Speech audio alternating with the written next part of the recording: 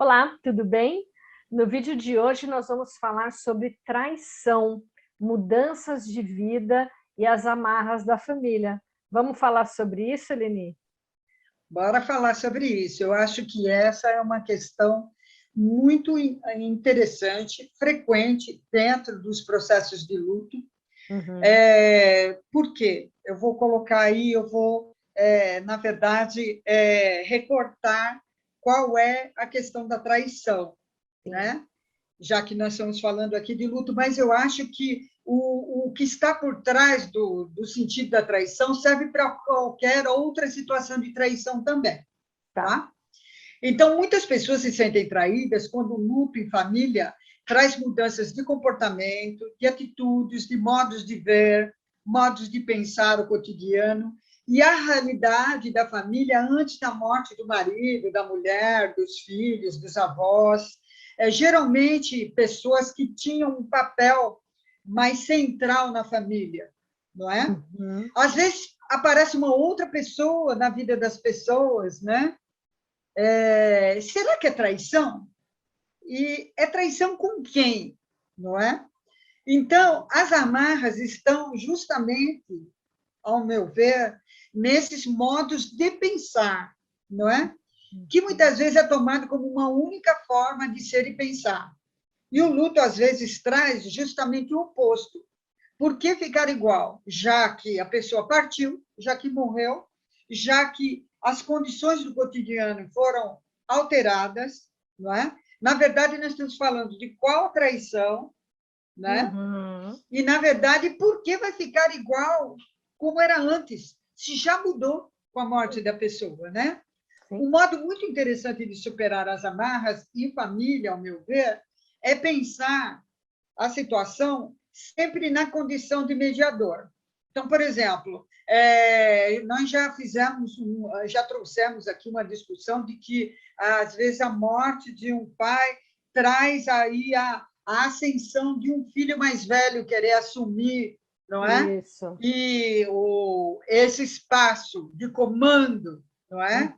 E aí, quando não é aceito, ele se sente traído. Eu acho que um modo muito interessante de superar essas amarras, não é, dessa maneira de que houve uma morte e uma mudança ocorreu e uma pessoa quis assumir uma outra posição, não foi aceita, não é? E se sente traída, não é? É pensar a pessoa que está, na verdade, por exemplo, um pai, né? Morreu um pai, um arrimo de família, a mãe ainda é a responsável, não é? Pelo grupo familiar, né? Pelo núcleo, não é? Então, quem está, na verdade, querendo entender essas amarras, tem que pensar, ao meu ver, como um mediador, tem que pensar no que a gente chama da terceira história. A terceira história é o seguinte: existe a minha história, existe a história do outro e existe a terceira, os fatos, de fato, não é? Então, eu acho que pensar mediação a partir da percepção da terceira história, eu acho que é um fio para se tomar, um fio condutor para lidar com situações de amarras na família e esse tipo de amarras dentro da família, não é? Então, é o seguinte, não tem nem certo, não tem errado, não tem melhor, não tem pior, apenas tem o diferente. Vamos pensar uma história, vamos pensar a outra história e vamos pensar a terceira história. Então, não há julgamento nesse processo. Então, primeira coisa, não avalie de uma maneira reativa a situação, ouça a situação para quem está vivendo a situação da amarra e se afaste, dê uma pausa, né? Apenas compartilhe a partir do mantra eu sinto isso, eu sinto que não é por aí, eu não concordo, eu não acho que seja isso, acho que é um caminho. Eu acho que o sinto é o recomeço de tudo. Sim. O que é que você acha? Olha, Eleni, isso me fez lembrar muito sobre o nosso trabalho, né, na psicologia com famílias, né? Porque às vezes, né, uma situação de luto ou qualquer uma outra que começa a gerar um conflito, né, familiar, né, e aí você tem isso que você está chamando de amarras, né, e você tem... Eu estou chamando de amarras aquele conflito familiar que é o seguinte, não está diretamente relacionado com o luto, mas é uma decorrência do luto. Exato. Na verdade, é a recolocação das peças durante esse processo. É isso que eu estou chamando de amarra. Exatamente. E aí, quando você tem esse conflito generalizado, ninguém sabe para onde vai, quem pegou a cadeira de quem, a dança das cadeiras, é aquela coisa. E agora? Exatamente. Como é que a gente vai fazer tudo isso, né? Às vezes, a gente precisa entrar com a abordagem familiar, né, de atendimento. Vem todo mundo para a família. E eu acho que é interessante a gente colocar um pouquinho, não de maneira teórica, mas bem acessível por que que isso acontece. Acho que se o pessoal em casa souber por que que essas amarras acontecem, né? Por que que esses conflitos acontecem, talvez elas parem um pouquinho para pensar e vejam uma possibilidade de evitar isso, né? Então, a família, né, Helene, nada mais é do que um grupo. Então, você pode perceber que o ser humano ele vive em grupos, ele tem grupo, tem o grupo familiar, tem grupo de amigos, grupos profissionais, a gente está em diferentes grupos. E os grupos têm um certo funcionamento, né? Todos eles funcionam da mesma maneira, com as suas especificidades, Exato. mas eles funcionam da mesma maneira. E uma das leis, vamos dizer assim, dos grupos é a gente se proteger contra invasores, né? O tema Exatamente. o tema é traição, vamos dizer, né? Assim, a traição, né? Que é a o traição novo. exato, é com quem chega e quem assume a liderança e o poder em grupo, e que ocorre na família. Eu gostaria apenas de chamar a atenção aqui que família não é aquela coisa fofa, aquela coisa do berço, um ninho de carinho e felicidade, né? Não, Vamos falar da família, assim, a vida como ela é, a família mesmo, não é? Exatamente. Então, é um funcionamento, é uma lei do funcionamento grupal que a gente cria uma lealdade entre nós, ninguém percebe que isso está acontecendo, mas isso está acontecendo agora, né? Nos nossos grupos. Há uma coisa de lealdade no sentido de assim, aqui só entra quem a gente permite, né? Quem corrobora, concorda com a gente, quem tem a ver com a gente. Então, é um mecanismo totalmente inconsciente e tem a ver com a nossa sobrevivência no grupo. Então, primeiro, é não achar que é um absurdo. Não, é super comum.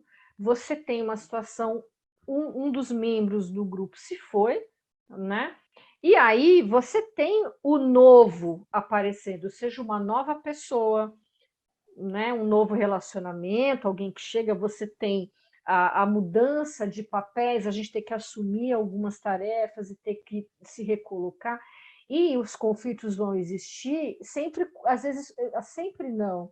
Às vezes com esse tom da traição, mas você está sendo desleal, deixando alguém novo ou um jeito novo de fazer alguma coisa, ou qualquer coisa nova ou pessoa nova, pode ter essa conotação de traição, né? Porque você está corrompendo o nosso grupo, né?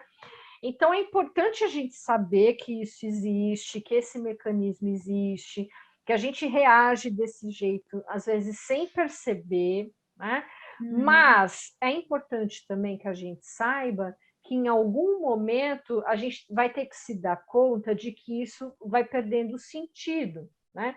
Que a gente pode ter a inserção do novo, a nova pessoa, a nova situação, os novos papéis, e reorganizar, recontratar a nossa lealdade aqui. O grupo vai se reajustar, ele vai se reajustar de novo e está tudo bem.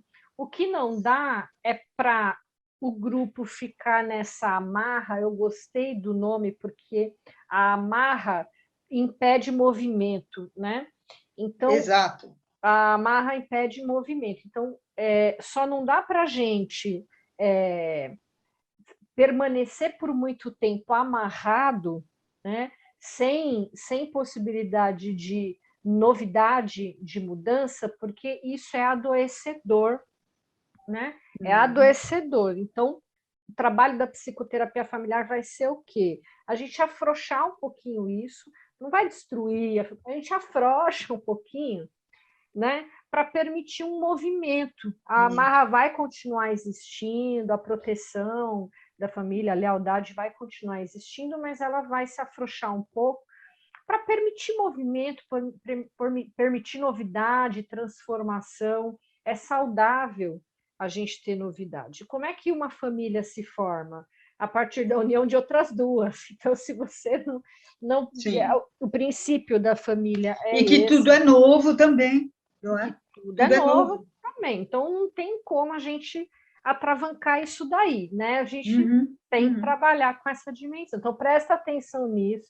Você que está em casa, percebe que os seus movimentos dentro da família, às vezes você não percebe, mas você está funcionando em função da lealdade familiar, né? Uhum. Então veja até onde você não está travancando processos de transformação também, que se isso não está exagerado. A gente quer ser leal à nossa família, mas também não vamos passar aí dos limites, né, das possibilidades de coisas boas, né? De novidades, coisas boas, certo?